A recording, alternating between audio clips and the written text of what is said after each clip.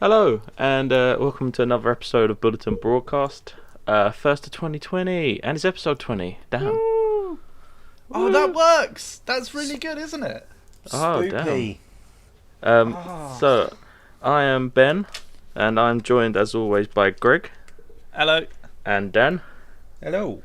Oh, so, we are going to discuss some of our fondest gaming memories. Cherished. Cherished, fondest, same word, right? Cherished is I like. Mine are cherished memories. Okay. Okay, I think you Yours boys are wanted... just fond. Ours are cherished. Yeah, mine aren't up that level. I think you boys wanted to do some Christmassy stuff, seeing as Christmas has just gone, right? Yeah. Well, Greg was very excited. I'm looking forward to this. Yeah. I've got important news, actually, guys. On a couple of levels, this is important news. Right. So you're all ready for this, right? Yes. Yes. Everyone says yes. Just That's silent. Thought it was rhetorical. Have you guys never been to fucking Panto? You say yes. Afterwards. It's behind you. Yeah, the game is behind you. Anyway, yes, I got a Switch for Christmas, my friends. Oh my god! Holy shit!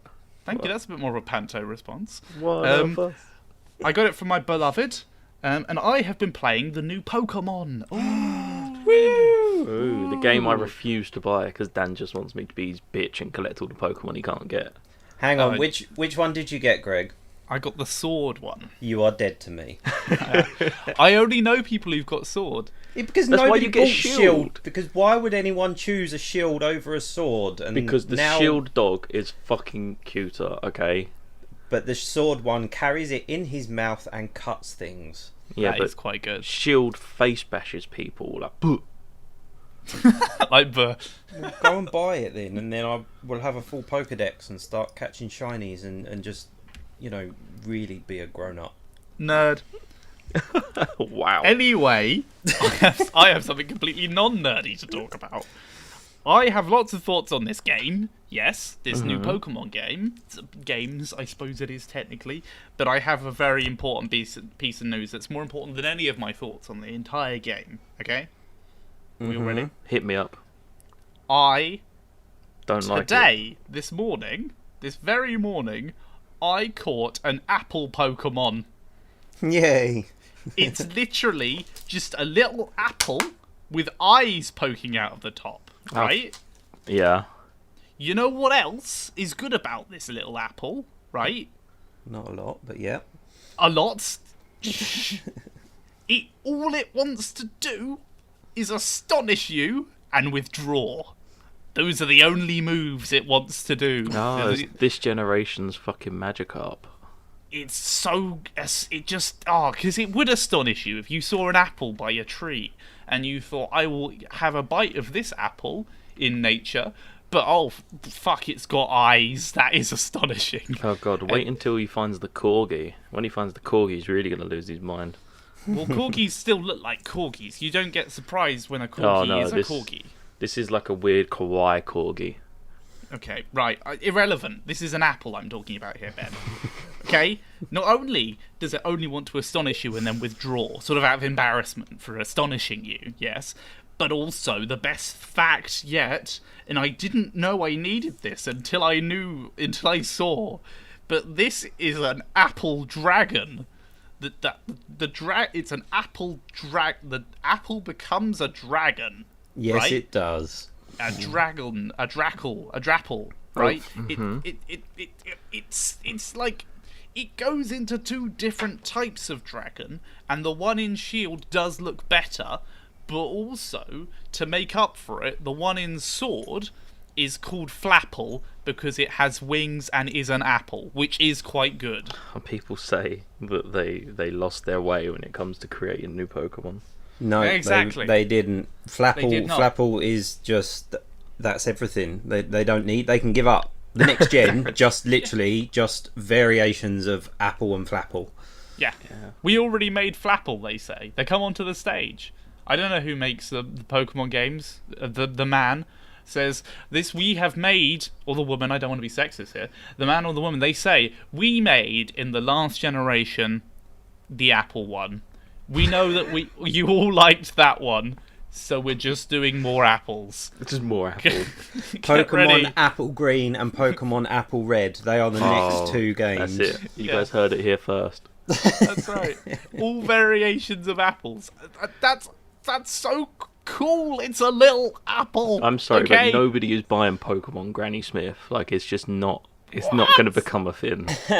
I would love Pokemon Granny Smith. If they called it like Pokemon Gala, I might be Pokemon- interested. Like, Pokemon Oh, Pink God. Lady. yeah. Yes. Oh, that's really good. What are the other types of apple? Perhaps they will yield more great apples. I'm going to type in apple species into Google. Well, you've Cox. got Gala, Pink Lady, Pokemon Cox. Bramley. Oh, Golden Delicious. That's a good one. Right, I feel like we need to bring this back round a little bit. Maybe. I is forget really that good. this isn't a Pokemon Apple podcast, unfortunately, Greg. I think you're gonna have to start one of those up, mate. Start a Right. petition. on on Bulletin Broadcast 21. I'm gonna do it. I'm gonna do a new Bulletin Broadcast rival on Games Bulletin with myself, I guess, probably. Oh, I'm talking sure about Dan will all be the best there. apples in games. I will be part of that. Oh, there we go. Rival show. It's gonna sink this one.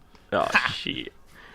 Apples in games. What a concept. That's got legs forever. There'll always be apples in games. Dan, do you have any Christmas details? Not as exciting as Flapple. I only got one game this year, which was surprising, but I didn't really need any others. I got the new Star Wars. I Which is- saw you talking about.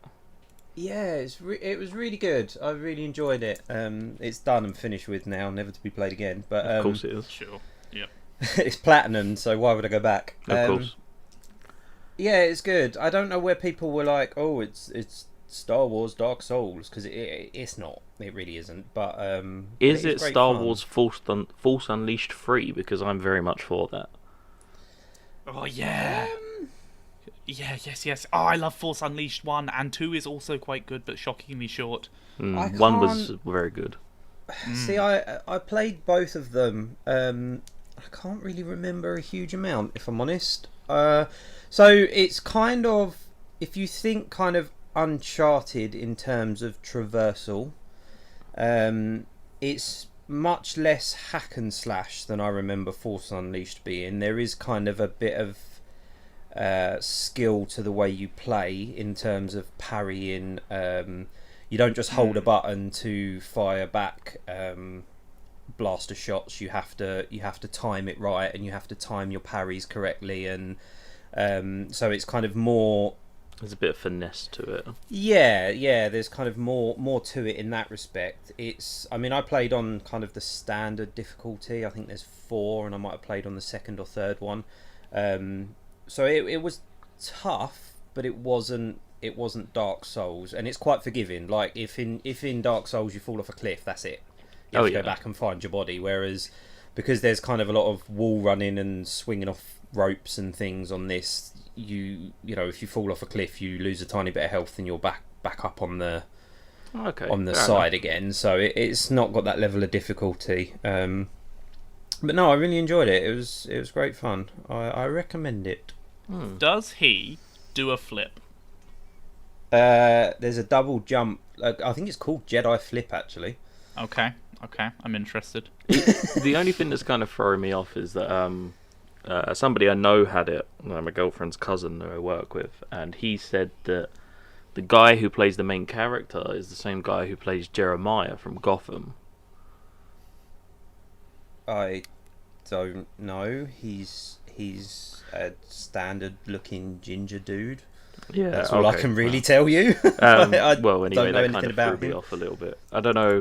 I can't remember if it was 100% true, but I watched a season or 2 of Gotham. I quite liked it, but I don't remember who Jeremiah is. He that's 'cause- kind of looks like the Lost Weasley.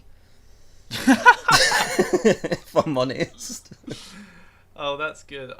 Is it okay? I have a question because the only thing that really holds me back about this game, and to be fair, it was the game that I was most interested in that wasn't a Nintendo game this Christmas, and I didn't get it in the end because that's probably I got plenty. Was the fact that this main character he looked really fucking boring. It is Like, indeed really boring. Jeremiah. I had to look it up. The guy who plays Jeremiah from Gotham, who is basically, well, isn't actually technically Gotham's version of Joker. But yeah, anyway, yeah. If you haven't watched Gotham, side note, watch Gotham. It gets a bit boring at season 4, but then season 5 is redeeming. Gotcha. Yeah. He's not. It's not the best motion capture I've ever seen. It's not the best graphics I've ever seen, to be honest. I mean, it's relatively pretty in places, but it's not. It's not stunning. I wasn't awestruck, but it's not. I don't think it's meant to be. It's just fun. Yeah. You know, the more powers you get, the more fun it gets. It's very kind of.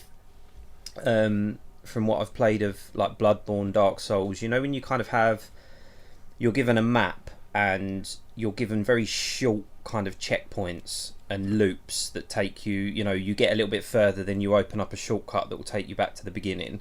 Yeah. So there's only actually a few planets on it, but the more kind of you unlock, the more places you can get, and it becomes like, I was quite impressed, you know, like the first planet you start on, I thought, this is tiny, this is ridiculous, there's nowhere to go, this is, you know, I'm not excited about this. But then I spent the longest on that planet on the mop up, you know, going around and finding all these little hidden places, and I was quite impressed with the way that they did that. So yeah, it's good, check it out. I mean, I'll probably wait until it's a bit cheaper, because the last time I was in game it was still like 50 quid, and it isn't the longest game, so maybe wait until it's down to sort of 25-30, but it's worth a look. Okay. Well, That was a great take. Thanks, I Dan. didn't get anything gaming related for Christmas, really, which I wasn't too bothered about. But Ellie bought me a new TV. Ooh, what type of the TV is it that you've got now? Well, so she knows for ages I've been after a 4K because I bought the PS4 Pro, the Spider-Man edition. And I was very much like, oh yeah, I'll get a 4K TV. And we decided recently to try and get our foot on the property ladder. So for about 1.5 to 2 years, it's just pure saving. So this Christmas was like our last kind of big splurge before it was like, okay, nobody gets any gifts. Okay, how big is it though? Your telly It's box?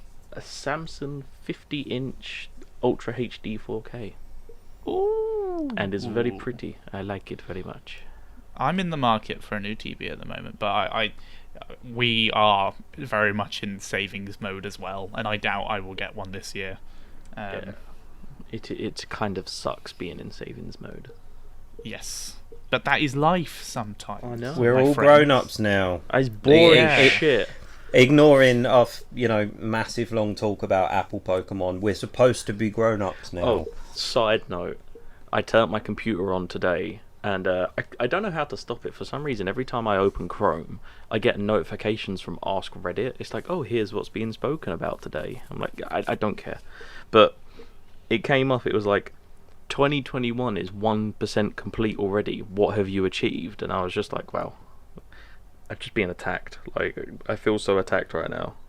That's intense. Well, you've got an excuse because the world has gone to pot in the last week. Oh, yeah. So you know, it's okay that we're underachieving.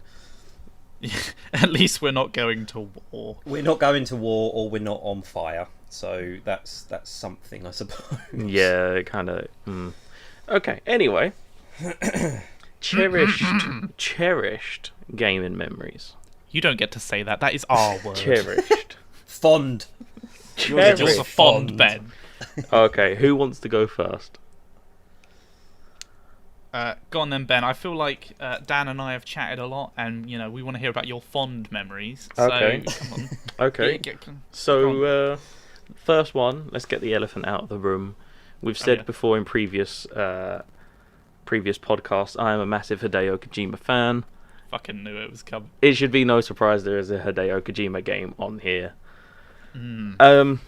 So the first memory I have is the Psycho Mantis fight from Metal Gear Solid 1. I can't remember how old I was when I played Metal Gear Solid for the first time. I feel like I was about 11, like 10 or 11-ish. And I mean, I loved the whole game from the get-go, because it was just something completely different to anything that I had played at that time. I was very much... It was that transition period where I was going from, like, Sonic and stuff like that into kind of like these 3D games where it was like, oh my god, I'm an actual person doing stuff. So Metal Gear Solid blew my mind, but that entire boss fight, it's just fucking... Is that when you unplug the controller? It is indeed, yeah. So anyone who doesn't know, Psycho Mantis is telepathic, and he's telekinesis as well because he can move things. But he is essentially a boss in Metal Gear Solid, and he takes over your companion. You have to knock her out so she doesn't shoot you, and then the boss fight begins. He picks up chairs and stuff in the room and throws them at you, and anytime you try and shoot him or do anything, he predicts it. And Metal Gear Solid had this feature where you could call Colonel Campbell and he would instruct you and give you advice. And I remember trying to... I must have called Campbell about 20 times before he told me how to do it. Like, he doesn't give it to you. It's very much like the game's like, oh, okay, you're calling for the 18th time? Right, okay, here's how you do it. And so, yeah, he is basically reading the input from controller port 1, and you have to unplug the controller, put it into controller port 2, so he can't read your mind, and then defeat him. And he does all kinds of stuff, like he reads your memory card to see how often you saved, and he makes references to other games that are saved on the memory card.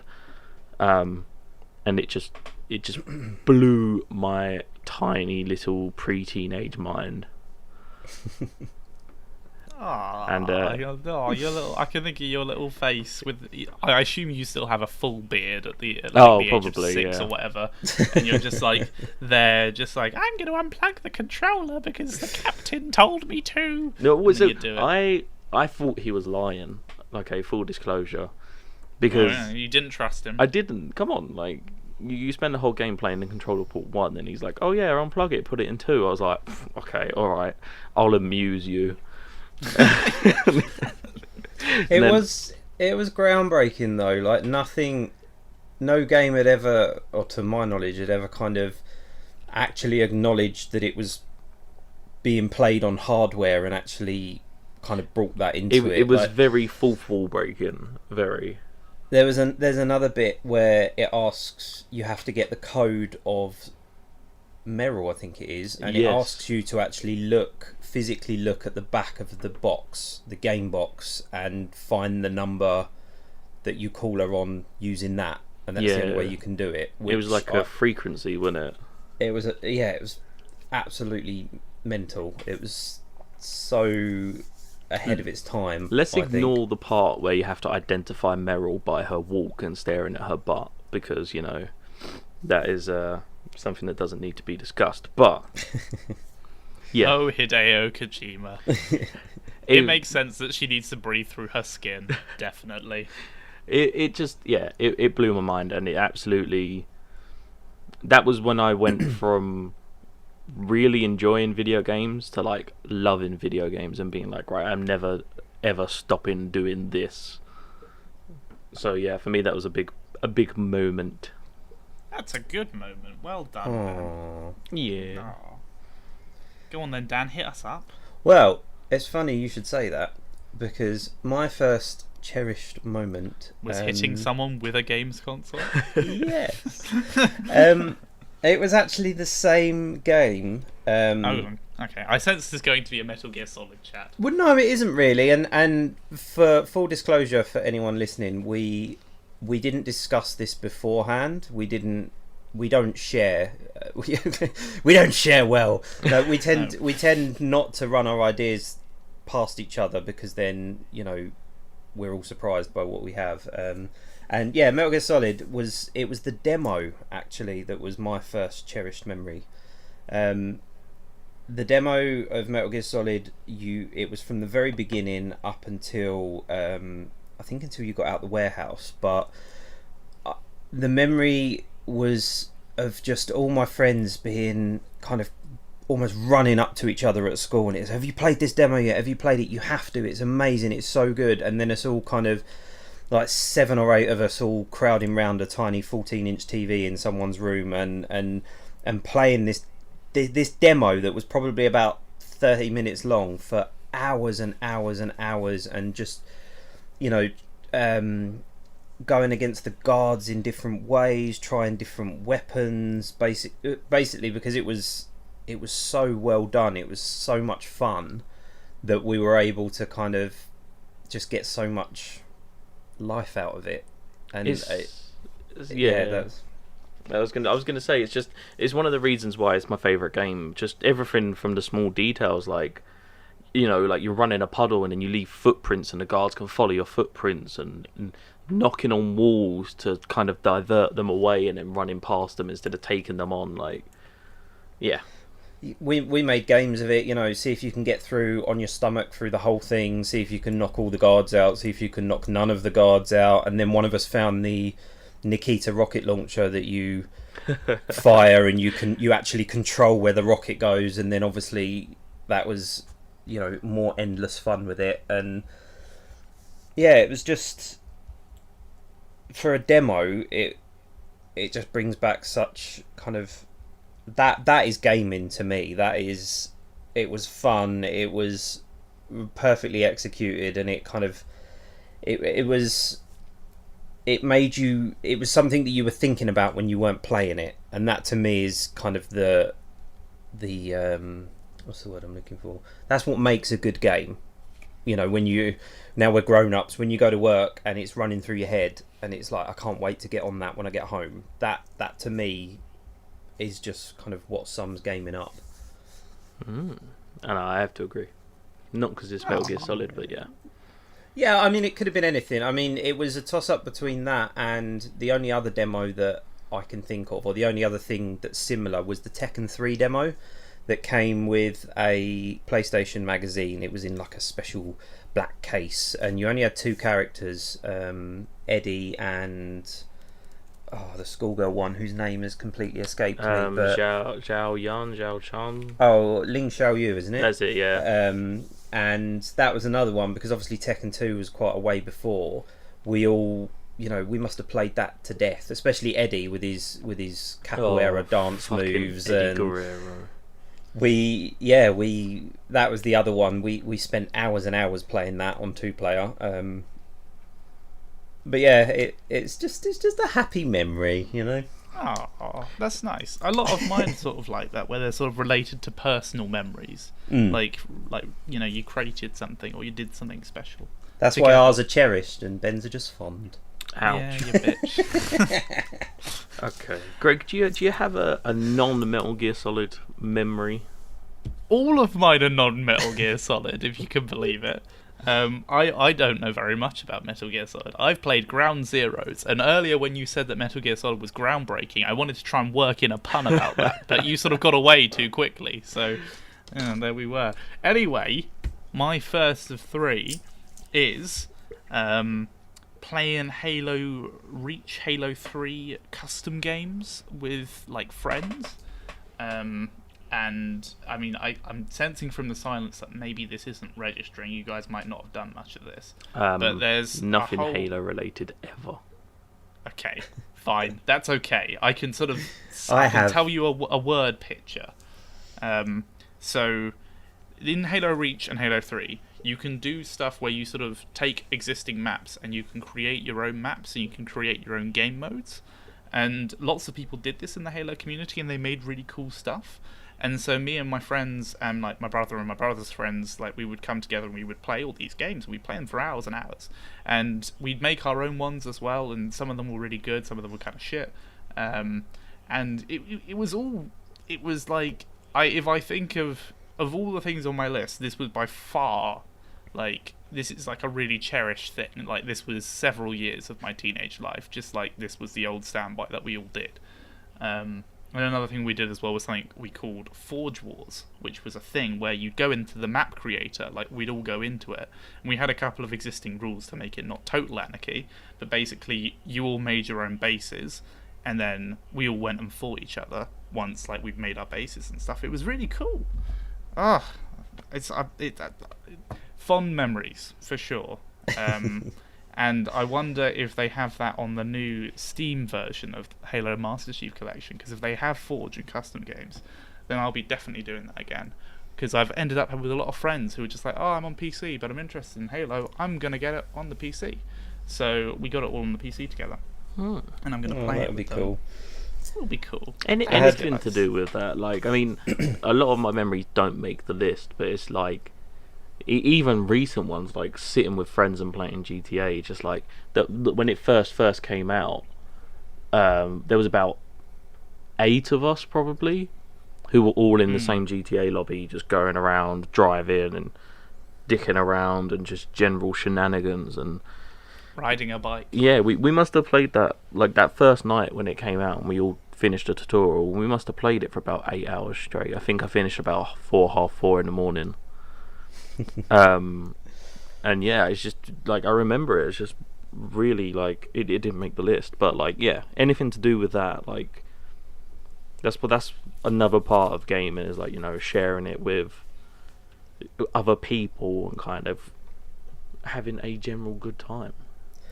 Yeah, brings me back memories of playing, I think it was Advanced Warfare, Call of Duty 4, when kind of it was the first real kind of the Xbox 360, when everybody had live and you had your, you know, is the gang online, and you'd spend hours and hours and hours chatting with the same people and just playing over and over again. I don't really have that anymore. I tend to be more solo, but I suppose that's what makes them cherished memories. Yeah, you can't platinum games with your friends, can you, Dan? You got to do that on your Larry, you know. Yeah, it's not. The thing is, there's nothing that I really have a desire to play online anymore, because Call of Duty has just become so. You have to have kind of had every single one and spent hours and hours, you know, hundreds of hours playing to have any chance. I mean, the last time I think one was free on PS Plus at some point, and I went online, and I don't think my character was alive for more than about 4 seconds each time. It just got impossible, and there's not really much else. I mean, we tried when Red Dead 2 online started, but it was kind of naff. Yeah. And I know that they've done a lot to it, and they've changed it a lot since, but I mean, we're kind of past it now. Once you don't grab that interest at the beginning, then it's difficult to grab it again. You have to have that good launch, otherwise it's just downhill pretty much. I mean, I will play some fighting kind of beat 'em ups online, but usually against random people. But that's about it, really. I do tend to be much more of a solo gamer. Apart from when we kind of have, if we ever have party games and we have people round, I've found that PlayLink on the PlayStation is fantastic for that, where everybody hooks their phone up and uses it as a controller. Interesting sidebar, I have, like, obviously I have Reese, Dan, you know Reese, but like I have a group of friends, and it's like me and Reese, and then me and Ellie and Reese's sister. We're all kind of like a group. We play D&D together, or we go out, like just a group of friends. And I recommended recently a PlayLink game, and I said like, oh, we should play Hidden Agenda.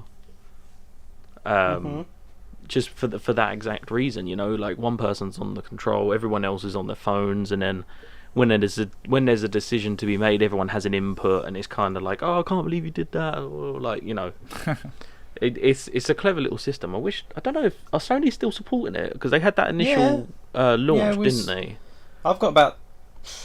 I must have about 6 or 7 PlayLink games. I think the best one was free. I think it's still free, and the one that my friends all love to play, even the ones that don't game, is a game called That's You, and it asks you questions about each other. One of them, for example, it picked me, and it had a picture of a forest, and it said to everybody, draw what this person would be like in the forest, and it had my smiling mug, and everybody used their phone to draw a picture. One of them, I was inexplicably on fire. Another one, I had died just of exposure. And then another one was just kind of an unpacked tent I'd given up. So it kind of makes you hate your friends at the same time, and it asks you to like take selfies, and people have to draw over the top of them, and it's just great fun, really really good fun, kind of couch game if you've got everybody round. Should we go to my second memory then? Yeah, go on then. Let's. Okay, so being a young teen, I had played Metal Gear Solid and then kind of developed a love for games, but my second memory is a point where I kind of realised that games were more than games, and I realised that I don't know if people agree or not, but it is actually an art form in essence. It can be, not necessarily your Call of Duties and stuff, but the original Last of Us 1 on the PS3 is my second favourite game of all time, just because it is fucking heart-wrenching. It's tough, isn't it? It's you see it and you go, oh no. Yeah, they are. Oh. So I mean, spoilers if no one's played it. I'm sure everyone has, but in the first 20 minutes, basically an outbreak happens. You're playing as a little girl, and you find Joel, who is your daddy, and you escape the town, or you try to, with your dad and your uncle. There is a car crash, and then you are trying to run through the town and avoid everyone who's eating each other. And you go to make it to the town. The uncle stays behind so that Joel and Sarah can leave. And basically they come across a soldier, and the soldier gets ordered to shoot Joel and Sarah. And Sarah ends up being shot and ends up dying in the first 20 minutes of the game. And then you play the rest of the game as Joel and Ellie, and it's Joel's job to get Ellie across America to somewhere where they can examine why she's immune to this disease and essentially try and find a cure. And most harrowing of all, they encounter no apples in their entire quest. I know. Across America. Not one single golden delicious is found in the entire game. Not a single one. But the moment for me that stood out was I don't know what to call it. I call it the giraffe scene. Yeah, I know exactly the scene you're on about. So you kind of go through all of this crap with Ellie, and she, I mean, Jesus Christ, she learns how to shoot. She's stabbing creatures. There's that really fucking awful scene in the tavern where the guy tries to rape her, even though it's never. It's important to say that before all that, she's kind of a bit of a badass as a child anyway. She's quite sarcastic. She's quite grown up. She's quite got a hard persona, hasn't she? Yeah, she's very much she's 13, but she acts 20. She is hard as nails. And towards the end of the game, you go into this city and you're on this rooftop, and there's a giraffe.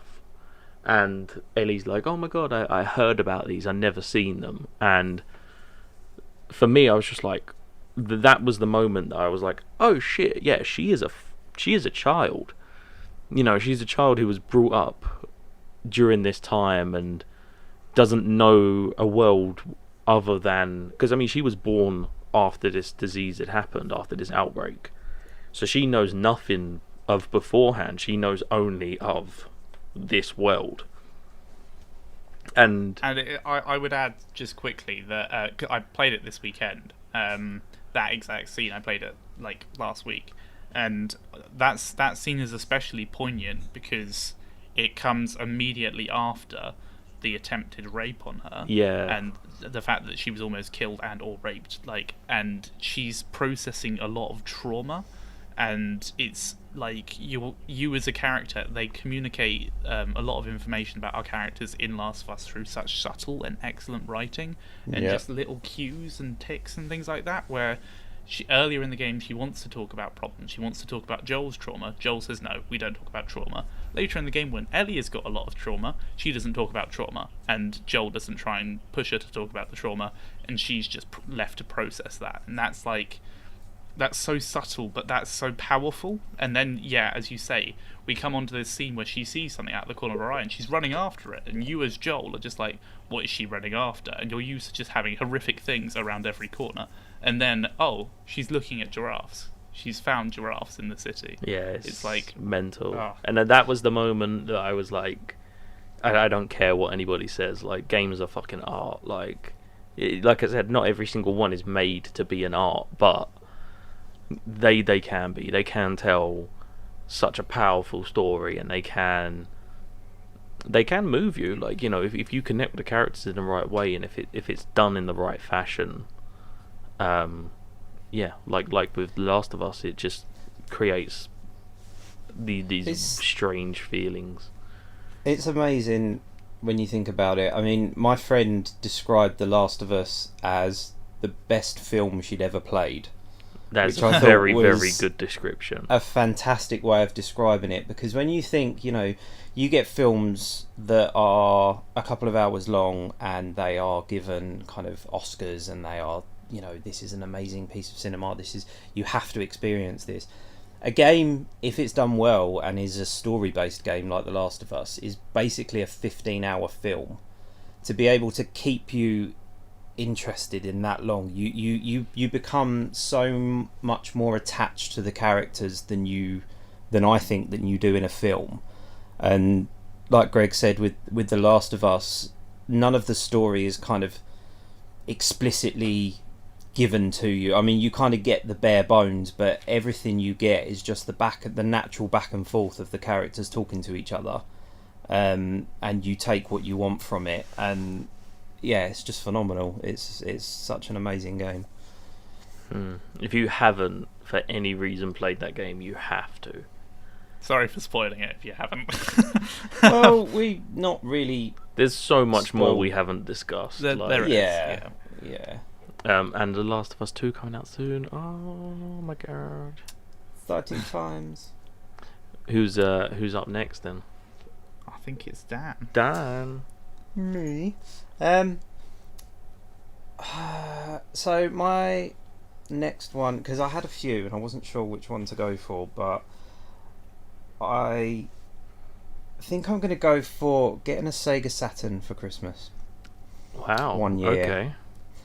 And it wasn't so much the kind of the opening of the Sega Saturn, because my family never did the whole Santa thing. I mean, you know, we used to get taken to Toys R Us. We would buy our own presents. I would usually wrap them for myself and then put them under the tree. My dad wasn't particularly one for the whole kind of pageantry of Christmas, but I think it was the excitement, it was the build up, it was the, I mean, I think nowadays with, you know, Netflix and Amazon and next day delivery and digital downloads, like, we don't wait for anything anymore. You know, especially obviously being an adult, if I want something, I will go and get it, you know, providing I can afford it and it means I can still have a roof over my head.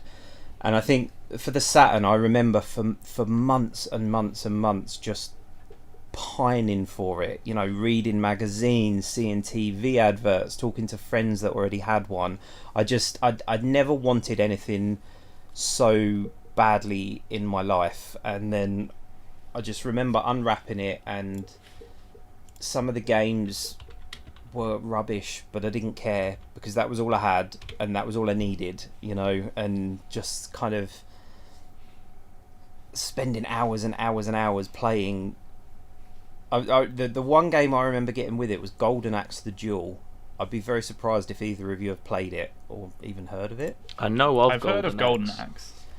So Golden Axe was a side-scrolling kind of like Streets of Rage type game, one of the originals. You played as either a barbarian, a warrior woman, or a dwarf, and it was all about like killing everything in your path, kind of adventure type. And Golden Axe the Duel was a really kind of obscure 2D fighting game that think of things like BlazBlue and kind of original Street Fighter type fighting game, and it was so hard, so difficult, like those kind of 2D Japanese fighting games tend to be. And I think I remember completing it about 3 times after however many hundreds of hours putting into it, because it was just so difficult. But I didn't care. It was I'd wanted it for so long, and it was just so much. I suppose the point I'm making is kind of the appreciation for it. Yeah. I don't get that anymore. It's a world of convenience. Yeah, it is. It is. Anything you want or need is just there in front of you, because we kind of expect everything yesterday, and just kind of having that excitement and that anticipation is something that I don't know that I'll ever be able to get back, and that's why I think it's such a cherished memory of mine. Yeah. Oh, that's a good one. Simply. I've been looking up videos of the Sega Saturn while you've been talking, because I think it might have been a bit before my time. Shut and up. I can and I can see videos of Resident Evil 1 and Crazy Taxi and Virtual Fighter 2. Oh, Crazy Taxi. Virtual Fighter 2. It was basically Sega's PlayStation. Yeah. And I think it came out first, and it didn't do brilliantly because it was so expensive. It was like £300-400. It was really, really expensive. Which back and the then reason was like 600 quid. It was so much money, and the reason that I didn't get one, and I was talking to people that already had one, was just because we couldn't afford one. So I got one probably the Christmas or maybe 2 Christmases after it came out, and that's why, having played other people's, that's why I wanted my own so badly. But then the PlayStation came out, which was much more affordable and much more kind of friendly to third-party developers, so it had a huge kind of array of games that were available much cheaper, and it just kind of it just trumped the Saturn. But the Saturn did have some really good games on it. It was a very really short-lived console, actually, wasn't it? It did alright for a few years, and then the PlayStation came out, and then they tried again with the Dreamcast, and then that was it. Sega gave up on consoles, didn't they? It's a shame, really. Yeah, but it was good. Resident Evil Director's Cut, Virtua Fighter, they were... Oh, Virtua Fighter.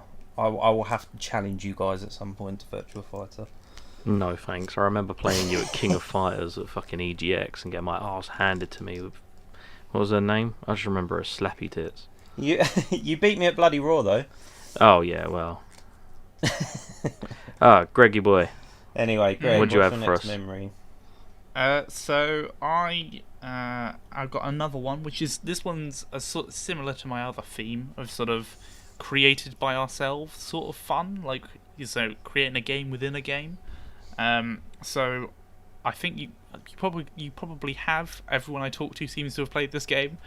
Simpsons Road Rage, right? Do we know about that one? Oh, yes. fucking What a doorbell, classic. God's sake. Yeah, I'm triggering some nostalgia here, I feel. Basically, So- GTA Simpsons.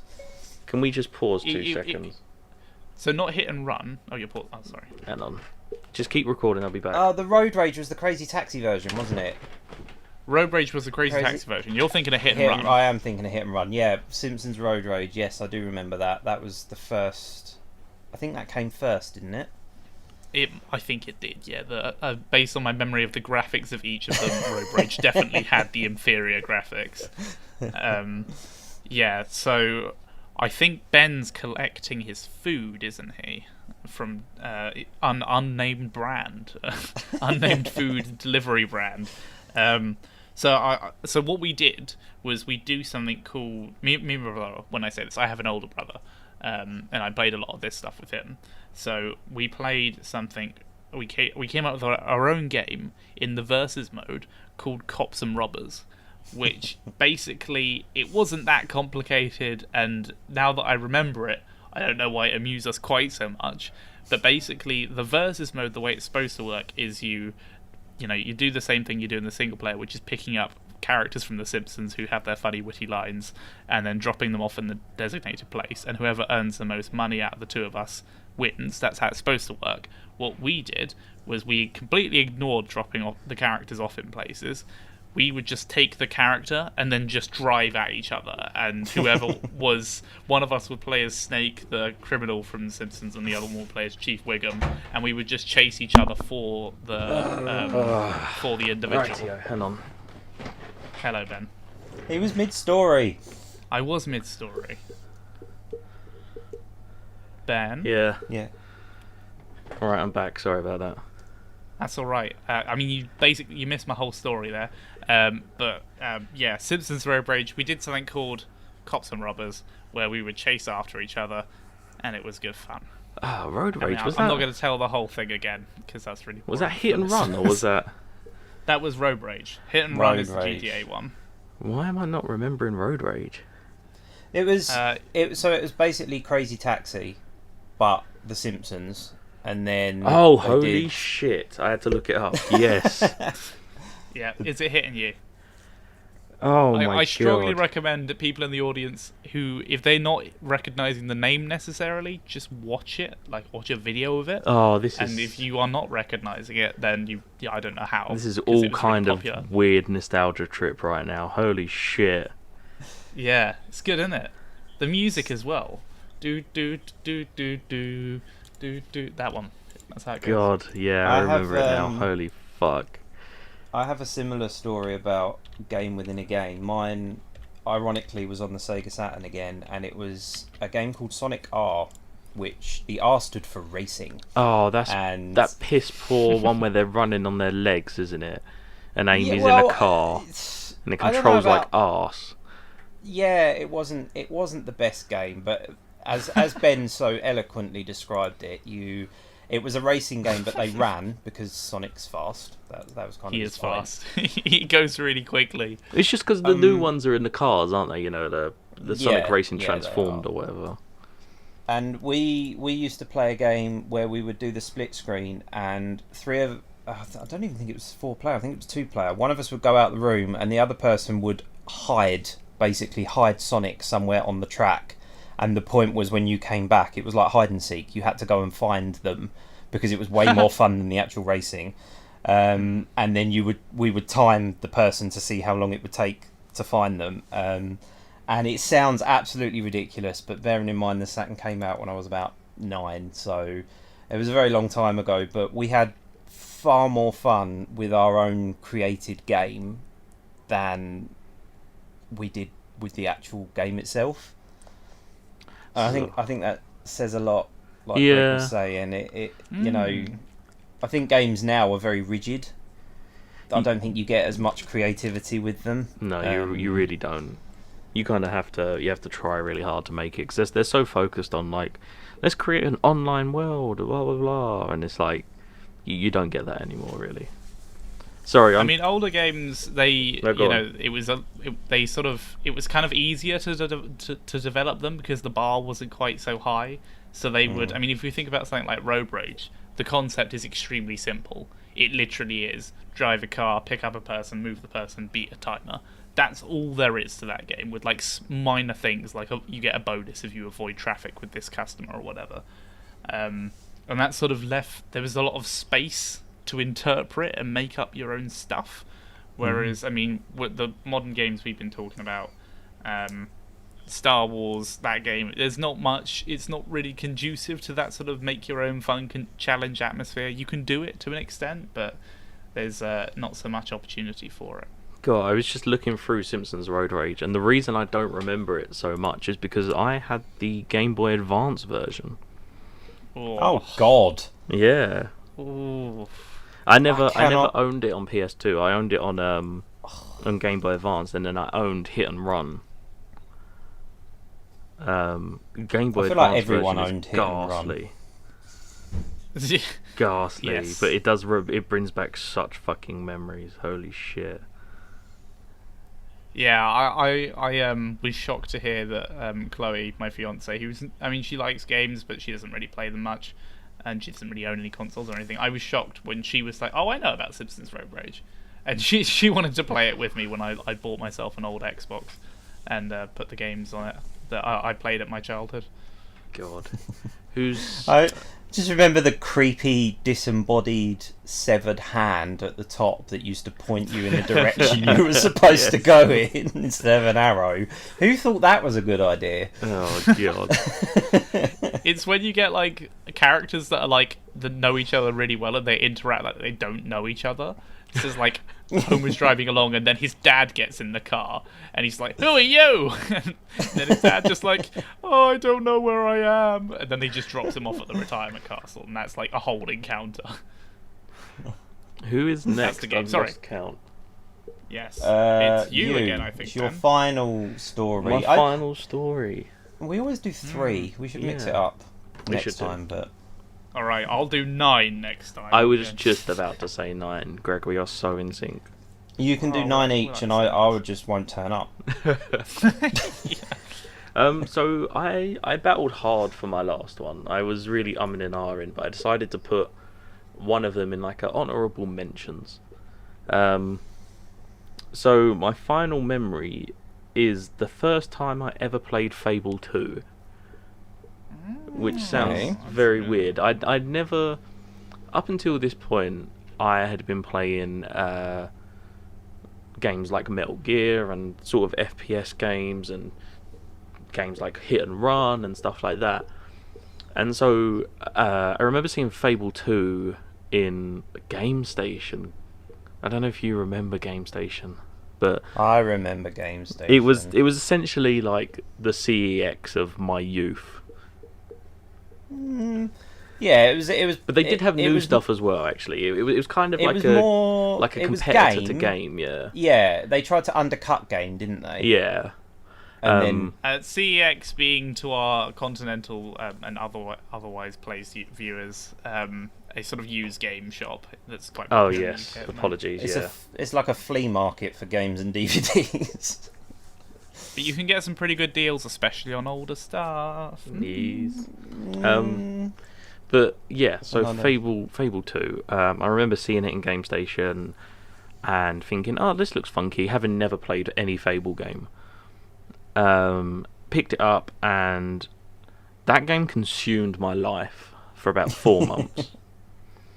But the big point for me was that it introduced me to a new style of game that I have since fallen very deeply in love with, and that's the kind of actions and consequences, morality side of things. So Fable 2 had like it had a system. Good and evil. Yeah, it had like a good and evil system where basically your actions affected how others viewed you, and I think it also affected your appearance to some extent. It did. The more evil you became, you got like veins, and you started to grow horns and stuff. Yeah, yeah. Mm. And having never played any kind of... I mean, this was my first real RPG experience as well. So, for me, I just remember thinking, like, holy shit, I didn't even know this type of game existed. And playing nothing except Fable 2 for genuinely about 4 or 5 months. And just going through it, and like I said, having since fallen in love with that style of game, you know, Dragon Age being another one that I love, but yeah, just the whole. There isn't really a specific moment of the game. It's just the game as a whole, and kind of the path it put me down, and it very much opened up my expectations of what a game could be.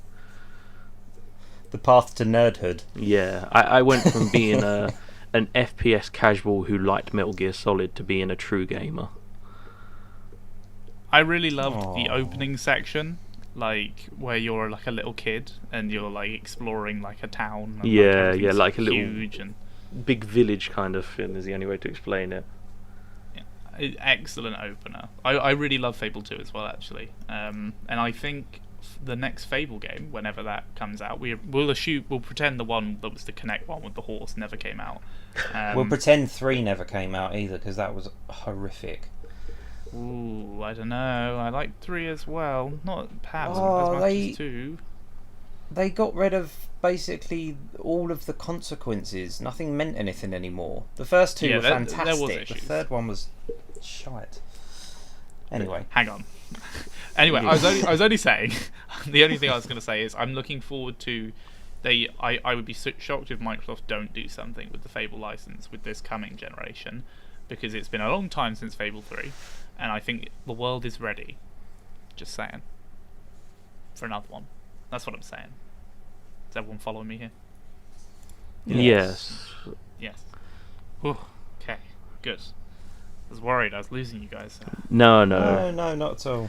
Sorry, I got reminded of having spoken about Fable. I got reminded about a game that I went to play a preview of, and I never bought. And I was like, shit, I need to buy this game, because it is the most in-depth actions and consequences RPG that I ever played, and I absolutely loved it. And I don't know why I didn't pick it up.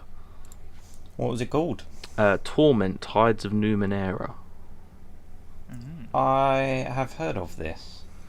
It's a very old school looking RPG. You've got like a kind of Diablo style. Yeah, you play like third person, sort of top down, and you're basically Numenera is like essentially an alien, like a big alien that flies through space, but it's so big that people have created cities on it, so it kind of is like a planet.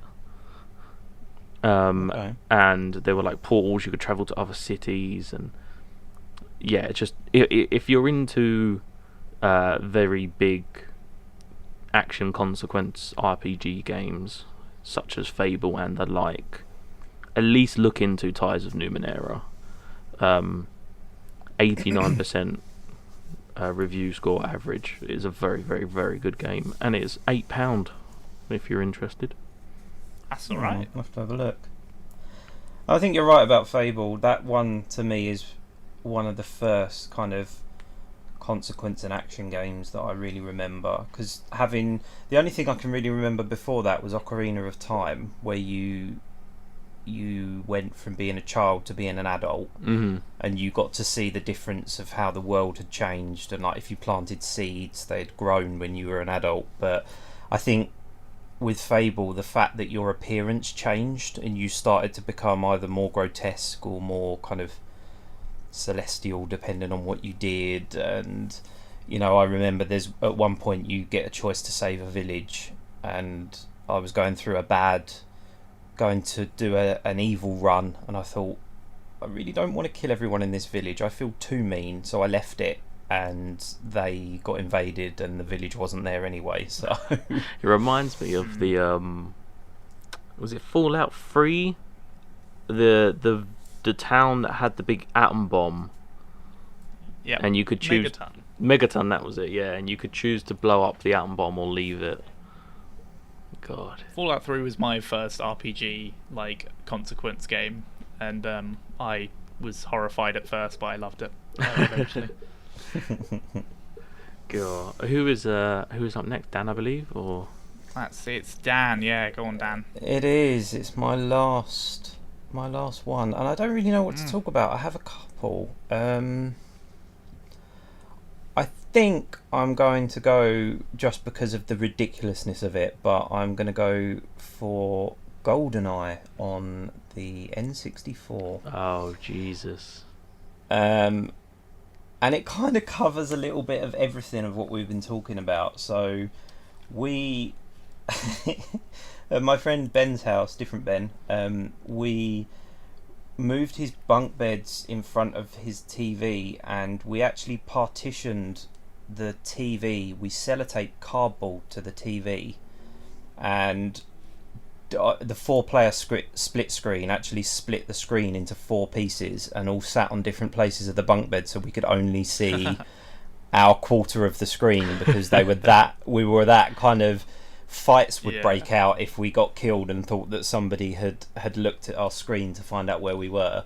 And yeah, that's just got to be one of the memories, because it was just so stupid, rearranging an entire bedroom just to make sure that we were playing fairly, because we couldn't be trusted. Did you do that? I feel like everybody had this rule with GoldenEye, the no using odd job.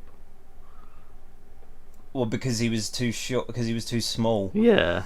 Yeah, we had that rule, and we'd quite often make our own rules up. I mean, I don't think we had to. If I remember rightly, there were a lot of kind of game-changing parameters that you could put on GoldenEye without, like, as part of the game. So you could have one that was like throwing knives only, or You could do like proximity knives only and stuff, yeah. and chops only, or snipers and shotguns only, and yeah, I just remember that was another one, just playing for huge amounts of time. I mean, you kind of had to put the time in if you'd rearranged an entire bedroom suite just to play it. And yeah, just really enjoying it. And I tell you what, when I kind of, because I collect, for those of you who don't know, I collect kind of retro games and consoles and the like, and I tried to play GoldenEye about a year ago, and it's awful. It's next to impossible. It's so hard. How on earth were we running around and shooting each other and killing each other when there's only one stick? That stick does not function. It is. I vaguely remember this, yeah. I put it on and I went on to the first level and I put it on the hardest difficulty and I was like, yeah, I'll rain at this, and then just ended up staring at the sky for quite a while. It's so hard. Oh dear. Yeah, so that's it really. It kind of ties everything together, the whole making a game your own and going to extreme lengths because that was all you had, you know. We had GoldenEye, but I mean, how many other first-person shooters were around at that time? There weren't a lot, and just kind of making the best of what you had. I think that's what I cherish most from those early gaming memories. Yes, Greggy Boo. Yes, Greg. Yeah. What you got? Oh, so I struggled with this one actually. So this one's going to come with 2 honourable mentions, I think. Nah, maybe it fucking won't. Let's go with this one. So, my third one is, again, I'm sorry, I'm talking about, like, Fallout and stuff, guys. That's fine. Is when I first got Fallout New Vegas, it came 2 days before the release day, and I was, like, ridiculously excited. And I spent about 48 hours playing it, like, not straight, but I basically spent an entire weekend and like the Friday just playing it constantly. I just didn't stop playing the game. I loved it so much. And I'd already played Fallout 3 and I really liked the Brotherhood of Steel, the faction in Fallout 3, so I was really set on finding the Brotherhood of Steel really early on in Fallout New Vegas. And I don't know if you guys have played it, but they are not easy to find. Yeah. They are like in a hidden bunker, which is surprisingly close to the beginning, but it's in like an innocuous bunker that's like hidden and all sorts of stuff. And you need to actually, even if you go into that bunker, you wouldn't know it was the front door to the Brotherhood's like camp unless you had gone through one of the 3 obscure ways to get into that door before an actual quest sends you there later in the game. So I spent so long. I looked all over the map, and it was a great way to play the game because I really did look in every corner, thinking I will find them. They'll definitely be in this game, right? Like, I know they must be, and I wasn't even entirely sure they would be there, but I just felt they must be, and just I played it. And I played it, and I went in every corner. I explored the whole map. It's hard to sort of give you a sense of quite how stupid this was as an idea in a lot of ways, but I just kept doing it, and I had the time of my life, and ended up so frustrated that I actually gave up and continued with the main quest line. And they took me to a place I'd already been, which was the front door, and I was like, what? Because I physically went into that exact bunker, and it just looks like some shithole abandoned bunker. But no, they're in there. They're through the door. God damn it. Yeah, I know. Damn it. I'm like, and on the radio as well, the whole time, they're like, there are hulking figures in Hidden Valley. people keep going missing. We don't really know what to make of that. Oh. And I dismissed it in my head as, that must be super mutants, because there are super mutants nearby. But no, that is people in power armor, you fool, Greg. What you talking about? You don't know what you're doing. Wait, was it Fallout New Vegas? Was that the one with Free Dog? That is Fallout 3. It's Fallout 3. Freelot 3. Yeah, that's like my fucking super memory as well. Just walking through the wasteland and just hearing Free Dog. I was like, Ow! And you're listening to Galaxy News Radio. Can I do some honourable mentions?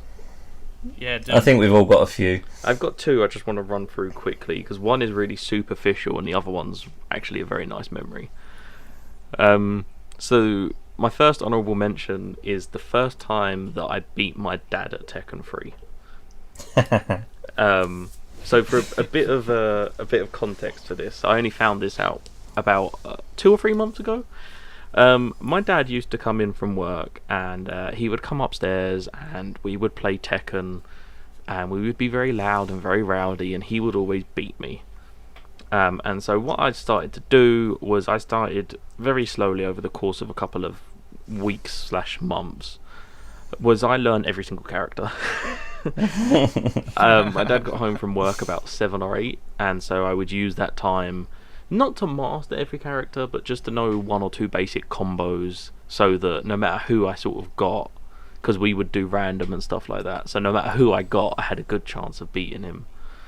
And I very specifically remember his go-to character was, I think it was Martial Law in Tekken 3, or Forest Law. One or the other. One of them. But Law was his go-to character, and Paul Phoenix was my go-to character. And I beat him as Paul Phoenix, and then he had like a character he would go to and be like, right, that's it, I'm pissed off now. So he would go and play as Brian Fury. And then I beat him as Brian Fury by playing as Hwang, the kickboxer, whose name I can never pronounce. Hwang? That's around those, yeah. So then, me and my dad had this agreed rule that nobody played as Eddie Guerrero. Because for those of you who've never played Tekken 3, Eddie Guerrero is basically spam X and circle, win. He was, unless you kind of knew how to stop him, he was a fucking pain in the ass. So my dad was like, well, fuck you, I'm going to play as Eddie. And so I got a bit cocky and I was like, pick any character, I'll beat you. And so he picked the schoolgirl, whose name I can't remember. And then I beat him as a schoolgirl. My dad was like, well, fuck you, fucking. And yeah, that was a very big moment for me. But the thing I didn't know was that I was a bit of a nuisance child. I would sort of misbehave and stuff, and my mum was very much like, when your dad gets back from work, I'm going to tell him.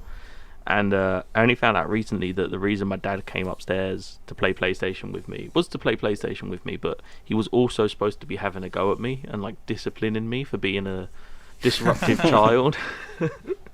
And so occasionally he would shout stuff and just kind of be like, I can't believe you've done that. And my mum would my mum would think that he was disciplining me, but in reality he was having a go because I'd landed a hit on him that he didn't want me to land or something. Oh wow. Oh, you see, Ben, that memory is cherished, not fond. Yeah, that's a serious memory. That is easily above fond. I don't know what you were talking about with fond. And then the second memory I have is actually not of a video game, but actually of a tabletop game. And that was the first time that I played D&D with my group of friends. And I was the DM, and we played about a 4 or 5 hour session probably.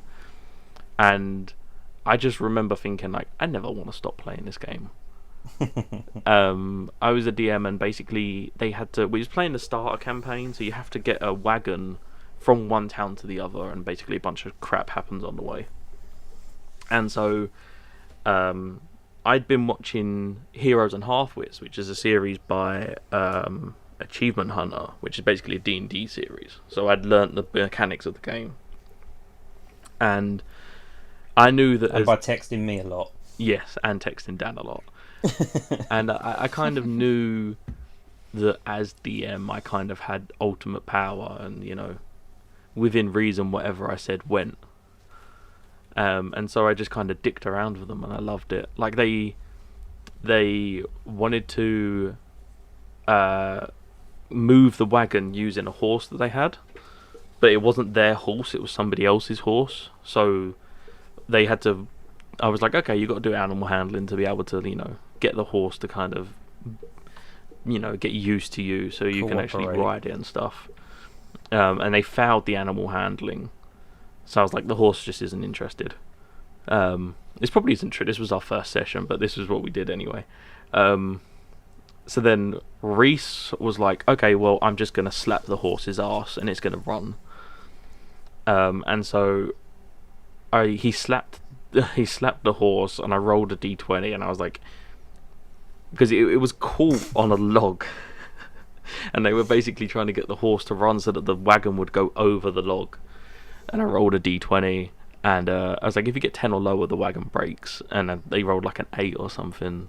So I told them that the wagon had been pulled off of the axis, and the wagon was now broke.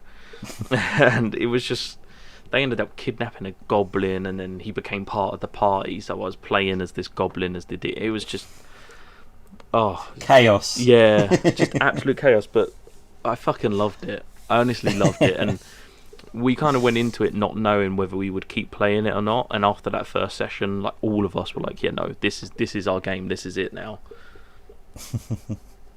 But yeah, absolutely love it. We've not turned back. That's a good story. Do you have any honourable mentions, Greg? Yeah, I did some quick ones. They're very little ones as well, so that's nice. Playing Pokemon Ruby / Sapphire like 15 years ago, whenever it was. The OG one. The OG ones. That was my first introduction to Pokemon. They were not the OG ones, Ben. They're of Alpha and Omega. They're the original of the Ruby and Sapphires. Yeah, Dan. Well, if you're talking OG Pokemon, you're talking Red, Blue, and Yellow. No, I'm talking about the OG Ruby Sapphire. Ruby and Sapphire. Right, okay. You've embarrassed yourself there, Dan. Trying to go for poor Ben. I wasn't trying. Shut up. No, fine. Anyway, the thing I was going to say is, I didn't. My brother and all of his friends owned this, and I don't know if you guys know / remember, but those games had a thing called secret bases, which were really cool, and I really liked them. And doing the secret bases, it meant you could go into another player's base if you shared records, like Pokemon records with these different players. You could find them in their base, and they would have their best team, and you could play them against them like AI.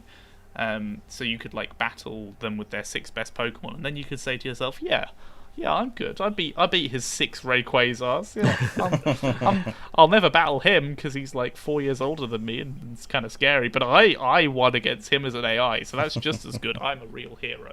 That would be my moment. That was really cool. That's cute. And my other little one is, and I talked about Age of Empires before, and neither of you knew it. That's fine. All I need to say is that I used to play it around a friend's house, and he owned it on his PC. And there was a thing there where it was a map creator, but you didn't always have to create a lovely map with trees and stuff. Sometimes you could just create a gigantic battle and just place all these different teams, all these different units. And we used to just do that and just press go, and they would all of a sudden just attack each other, and it'd be this massive battle. And we'd be like, wow, that was really fun. Put a war elephant in there, ha ha ha, get him with the war elephant. That was really good. That's good. Those are my little. Those were more fond memories than cherished. Oh my god, is this going to be a bloody fin for the whole? Forever and ever. Yep. Forever, yeah. And actually, a quick side point with Ruby and Sapphire and the secret bases. That is a function in Omega Ruby and Alpha Sapphire, and I want to share that information with you guys. I don't know how to do that with the new ones, but it'd be fun, and we could battle each other and see each other's bases, and you got a little Pikachu doll in there or whatever. That's cool. It's nice.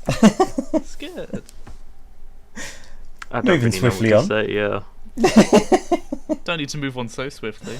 Well, I think, yeah. Move on at a casual pace. I have a couple of honourable mentions, which I've just been sitting here psychoanalyzing myself and realised they may be the beginning of my completionist kind of nature. Yep. The first one was being really, really excited to buy the Games Master magazine that had the location of all 100 Skulltulas from Ocarina of Time, because I had like 81 and I couldn't find the rest, and being able to go and find them all and getting the really terrible, pointless end reward for doing it. But can I just side note? I don't think anything made you a completionist. I think you were just born that way. Like, I don't think there was an event. I think this started it off because it was like, I've done everything this game has to offer.